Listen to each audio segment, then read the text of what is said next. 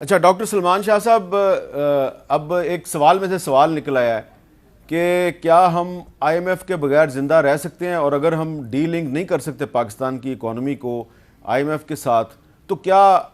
ہم اپنا پروگرام لے کے آئی ایم ایف کے پاس جا سکتے ہیں اور آئی ایم ایف اس پروگرام پہ آمادہ ہو سکتا ہے؟ بیسیکلی ہمیں یہ سمجھنا چاہیے کہ ہماری جو اکانومی ہے یہ بڑی انورڈ لکنگ اکانومی ہے، یعنی کہ یہ وہ اکانومی ہے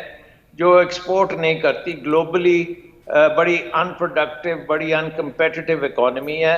اور اس کو چلانے کے لیے انٹرنل کنزمپشن کے لیے ہی ہمیں بہت امپورٹ کرنا پڑتا ہے، سو امپورٹ ڈیپینڈنٹ بھی ہے،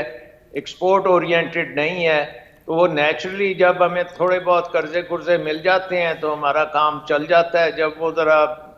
ضرورت سے زیادہ ہو جاتے ہیں ہمیں آئی ایم ایف کے پاس جا کے اس کو ٹھیک کرانا پڑتا ہے، لیکن بیسک ریفارمز ہم نے نہیں کی۔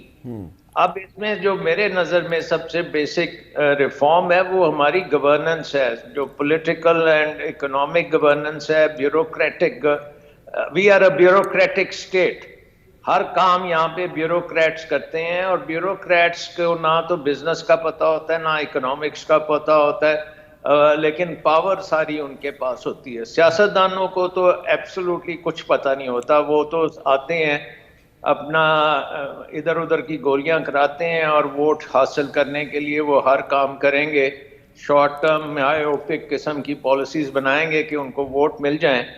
لیکن اکنامک پوائنٹ آف ویو سے تو وہ سوچتے ہی نہیں ہیں، ان کی کیپبلٹی ہی نہیں ہے۔ اب آپ یہ دیکھیں کہ سیونٹیز میں جب پاکستان ٹوٹا تو اس کے بعد اگر ہم ہوش میں آ جاتے اور اپنی ایک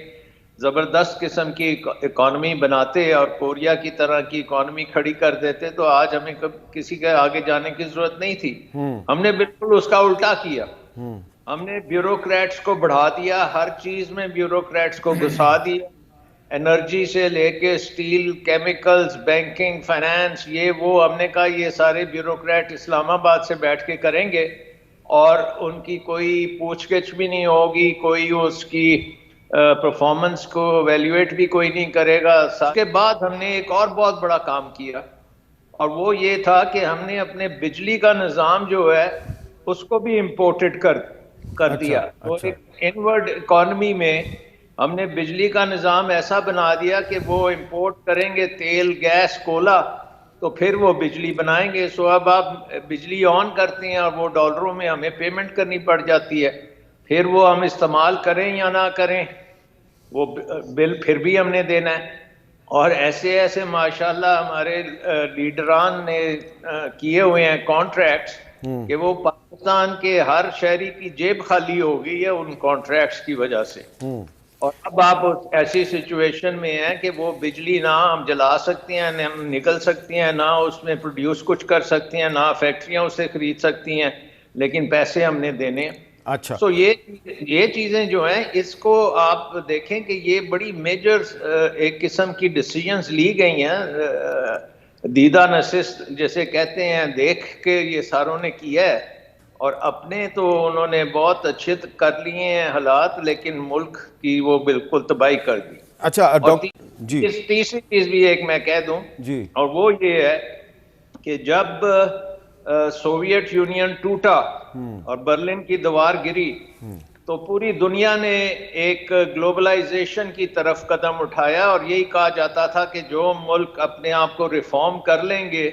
اور گلوبلی کمپیٹیٹیو ہو جائیں گے تو وہ ونرز ہوں گے، اور جو لوگ اپنے آپ کو ریفارم نہیں کریں گے تو گلوبلائزیشن انہیں کھا جائے گی۔ تو پاکستان نے وہ برلن کی دیوار گرانے میں تو بڑا کردار اپنا ادا کیا، لیکن وہ جو گلوبلائزیشن کے لیے تیاری کرنی تھی یا جو وہ ریفارمز نہیں ہو کرنی سکی۔ تھی اس میں سے ایک بھی ریفارم نہیں کی۔